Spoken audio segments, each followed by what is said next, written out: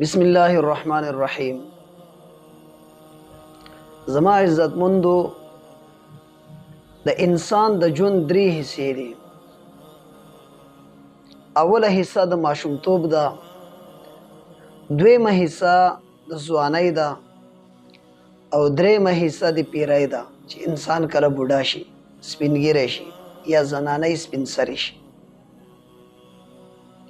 که موږ تاسو وګورو نو د انسان د زندګۍ دا دوه حصې چې دي دا یو قسم له بیکاره دي. یعنی د انسان د زندګۍ ابتدایي حصہ او د انسان د زندګۍ آخري حصہ، په دې کې د سمې طریقې سره عبادت هم نشي کولی.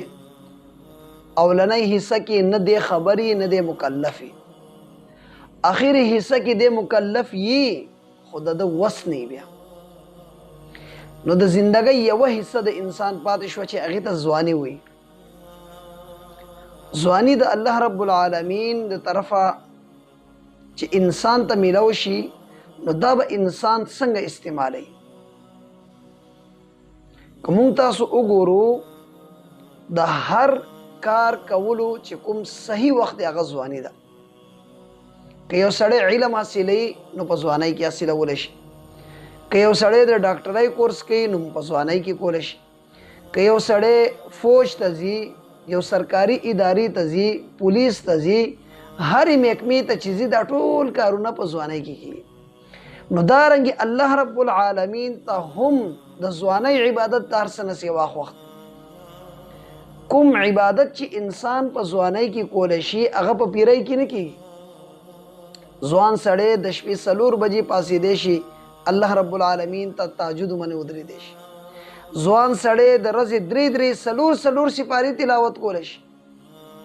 یو سپینګیری بابا چې کله تلاوت ته کښېني 10 منټه تلاوت وکړي د هغه په سر درد راځي، سترګې کار نه کوي، لاسونه یې کمزوري، قرآن نشي نیسلی، دارنګې ډېرې مسلې ورسره میتیازې ورته راځي، بار بار د اودس ماتېدو خطره یي.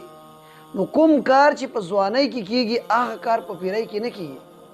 الله رب العالمین ته انسان د ځوانۍ عبادت ډېر خوښ. او په دنیا کې چې څومره نامور خلق دی هغه سیاسي حساب سره دي، یعنی سیاسي انقلاب که راغلی هغه هم د ځوانانو د وجې راغلی. که په یو معاشرې کې معاشرتي تبدیلی راغلی، انقلاب راغلی، هغه هم د ځوانانو په تبدیلی سره راغلی. دارنګې په دین اسلام کې چې کومې غټې کارنامې کړلې هغه هم ځوانانو کړل. موږ تاسو صحابه کرام کې د حضرت علی رضی الله تعالی عنه نوم ډېر په فخر سره اخرو، الحمدلله غستل پکار دي. د حضرت علی رضی الله تعالی عنه څومره غټې غټې کارنامې دي. علی رضی الله تعالی عنه دا کارونه په ځوانۍ کې کړل. عبدالله ابن زبیر، عبدالله ابن عباس، عبدالله ابن عمر دا هغه صحابه کرامو چې چا په قرآن کې پوهه حاصله کړله، چا په فقه کې حاصله کړله، چا په علم حدیث کې حاصله کړل. حضرت ابو هریره رضی الله تعالی عنه دې خلکو خپل ځوانۍ کې د دین دپاره ځان وقف کړ، خپله ځوانۍ په دین اسلام باندې لګول. دې میدان کې چې کله خپې ایښې وې، قدم یې ایښی و، نو د دوی ځواني وه. نو په ځوانۍ کې هغو علم دین حاصل کړ، په علم دین باندې عمل وکړ، قرآن حدیث فقه خپل سینې سره ولګوله، ځان په سمې طریقې سره پوه کړ. عزیزانو هر دور کې چې انقلاب راغلی دی یا سمه کارنامه کړل هغه ځوانانو کړل. که موږ تاسو قرآن اوچت کو، قرآن کې موږ ته د دې مثال ملاوي. اصحاب کهف یو واقعه په قرآن کې سوره کهف کې ذکر ده. د یو بادشاه خلاف یو څو ځوانان راودرېدل او بغاوت یې وکړ. هغو څه ووي؟ ربنا رب السماوات والارض، مونږ به د هغه خدای عبادت کوو چې رب زمونږ دی او د ځمکې اسمان خدای. الله رب العالمین په قرآن کې فرمایي وربطنا علی قلوبهم، مونږ مضبوط کړو د دې خلکو زړونه. ولې هغو دا خبره کړې وه چې مونږ به عبادت د هغه خدای کوو چې مونږ یې پیدا کړي یو، ځمکه اسمان یې پیدا کړلي، هغه زمونږ حقیقي خدای دی.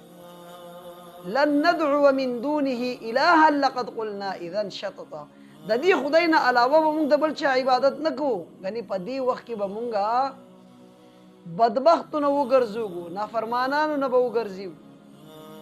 نو عزیزانو د دې خلاف د بادشاه په خلاف چې انسانان ودرېدلي وو هغه ځوانان. کله انسان چې غټ عمر ته ورسي ځوانۍ نه ووځي دی مفاد پرست شي، دی په هر شي کې بیا خپله فایده او نقصان ګوري، دی په بل نظر باندې بیا هر څه ته ګوري. ځوان سړي په وینې کې چې کوم جوشي هغه د سپینګیري په وینې کې نه وي. په ځوانۍ کې چې کوم کار کېږي هغه په پیرۍ کې نه کېږي. هغه جذبه هغه جنون چې انسان کې د ځوانۍ په حالت کې هغه په پیرۍ کې نه وي. نو هر کله چې په تاریخ کې کله انقلاب راغلی هغه ځوانانو د وجې نه راغلی. دارنګې موسی علیه السلام چې د نبوت دعوه وکړه د فرعون په خلاف را اوچت شو، فما آمن لموسی الا ذریة من قومه. په موسی علیه السلام باندې ایمان راوړلو والا کسان د قوم یو څو نوجوان هلکانو، باقي خلکو ایمان نه راوړی. د فرعون د جبر نه د ظلم نه یېرېدل چې فرعون به موږ ژوندي پرېږدي. نو د قرآن نه موږ ته مثال میلاویږي، د نبي علیه السلام د زندګۍ نه موږ ته میلاویږي چې په هر ځای کې د ځوانانو کردار. نو اوس راشو خپل ځان ته وګورو چې زموږ ځوانان چېرته روان. نن زما ځوانان وروڼه ټیک ټاک یې اړم دي، زما ځوانانې خویندې ټوله ورځ په سوشل میډیا باندې مصروفه دي. ځوان هلک سره د کاروبار کولو ټایم نشتی. مور پلار سپینګیري شو، اوس هم سپینګیری پلار د چا په ګیټ باندې چوکیداري کوي په کمپنۍ کې، یا د بنګلې په ګیټ کې ناست دی، یا یو چا سره ډرایور دی، او ځوان زوی ټوله ورځ په کور کې ناست د شپې په موبایل کې مصروفه دی او د ورځې بیده دی.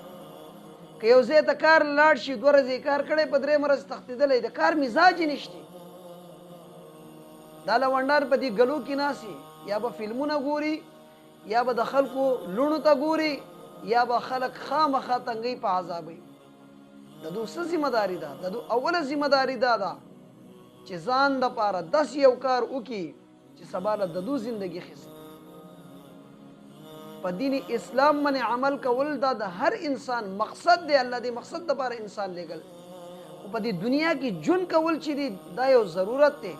دې دپاره په هر ځوان رور باندې دا لازم ده چې 5 وخته مونځ، خپل د مور پلار خدمت، او دارنګې داسې یو هنر یو سکیل هغه حاصل کړي چې سبا له په معاشرې کې هغه پریشانه نه وي. د ځوانان وروڼه نن چې په ګلو کې ناست یې زه یې وینم، ما ته په دې ډېر تکلیف میلاوي چې سپینګیری پلار مزدوري کوي، د کور خرچ هغه چلی، او ځوان بچی چې دی هغه په کور کې بېروزګاره ناست. شرم پکار دی داسې ځوانانو ته، حیا پکار ده داسې ځوانانو له چې سپینګیری پلار مزدوري کوي او ځوان تکړه زوی تکړه بهادر زوی په کور کې ناست دی، او د کمزوري پلار پیسو ته یې لاس تسوي. د شرم مقام دی، د مرګ مقام. ځوانان نن پبجي ته هغو اولین ترجیح ورکړله، ټیک ټاک ته یې ورکړله، فیسبوک ته یې ورکړله، یوټیوب ته یې ورکړله، خو خپل مور پلار ته ترجیح نه دی ورکړې. که نه یې ده ورکړې قرآن ته یې نه دی ورکړې ترجیح، که نه یې ده ورکړې حدیث ته یې نه دی ورکړې ترجیح، که نه یې ده ورکړې خپل مستقبل دپاره یې څه نه دي کړي. د دنیا هېڅ مستقبل نه دی، اصل مستقبل د مرګ وروستو زندګي د هغې دپاره تیاري پکار. الله دې زموږ د ځوانانو وروڼو ته هدایت وکړي. بیا دوی ګیلې کوي چې دا مور پلار زموږ ودونه نه کوي. ته اوس مزدوري نه کوې، ته اوس خپله ذمه داري نه اوچتئ، ته چې واده وکړي اوس د یوه خېټه ده بیا به 2 خېټې شي. ټیک ده، روزي رسان الله دی، رزق الله ورکوي. ته اوس خپل د مور پلار خدمت نشي کولی، نو سبا له بیا ستا بچي هغه به درله بیا څوک ساتي.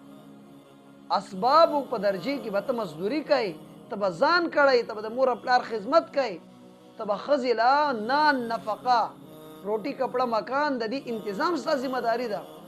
چې ته اوس دومره نشي کولی، خپلې کوجدې له پیسې نشي پیدا کولی، واده دپاره انتظامات نشي پوره کولی، نو ته به سبا خپله ښځه څه وساتي. اوس خپل مزاج جوړ کړه، د مزدورۍ مزاج جوړ کړه.